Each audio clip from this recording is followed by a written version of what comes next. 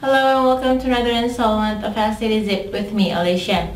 On today's video, we're going to talk about chlamydia in women, what the symptoms are, possible complications, and what the available treatments are.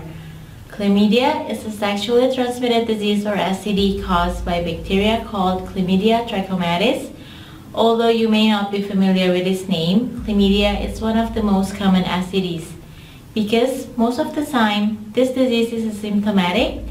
This means that lots of people may have already been infected but are unaware of it. The bacteria can move from one person to another through sexual intercourse and possibly through oral genital contact.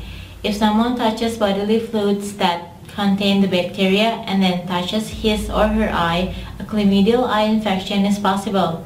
Chlamydia also can be passed from a mother to her baby while the baby is being delivered. This can cause pneumonia and conjunctivitis, which can become very serious for the baby if it's not treated. You cannot catch chlamydia from a towel, doorknob, or toilet seat. It can be difficult for a woman to know whether she has chlamydia because most women don't have any symptoms.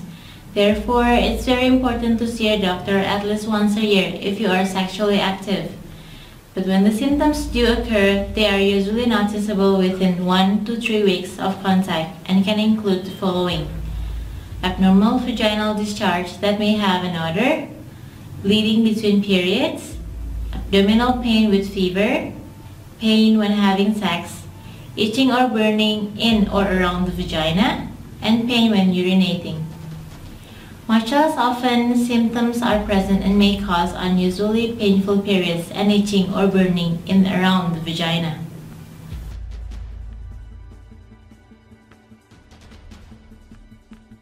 The initial damage that chlamydia causes often goes unnoticed. However, chlamydial infection can lead to serious health problems with both short and long-term consequences.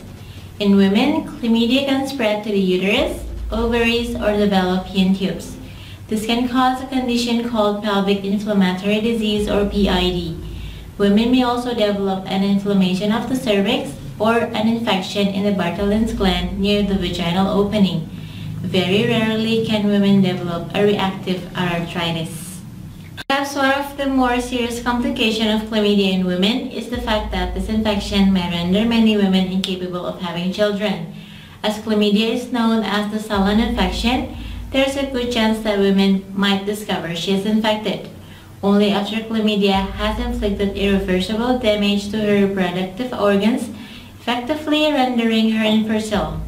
In regards to pregnancy, if left untreated, chlamydia can cause potentially fatal pregnancy complications. This includes babies born with chlamydia infection of the respiratory tracts and eyes. Chlamydia is a leading cause of infant pneumonia and conjunctivitis in newborns, and premature deliveries.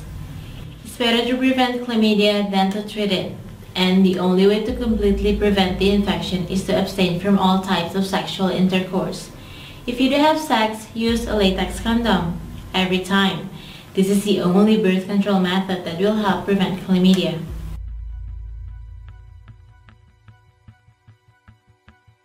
If you have chlamydia, your doctor will prescribe oral antibiotics, usually azithromycin or doxycycline. Your doctor will also recommend your partners be treated as well to prevent reinfection and further spread of the disease. With treatments, the infection should clear up in about a week or 2. It is important to finish all of your antibiotics even if you feel better. Apart from the conventional allopathic treatments, homeopathic, herbal, and other natural medicines are also available and have been found to be quite effective. It is possible to bridge the gap between conventional treatments, natural remedies, and all things in between. So if you have been living with chlamydia, take that first step to free yourself of this infection once and for all. Please visit stdzip.com for an in-depth explanation on the various naturopathic drugs and homeopathic herbs used for treating chlamydia.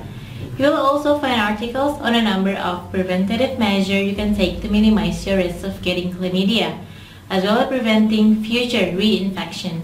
Thank you for joining us on our continued discussion on sexually transmitted diseases. Don't forget to leave a comment, rate my video, and hit that subscribe button. This is Alicia signing off. Ciao!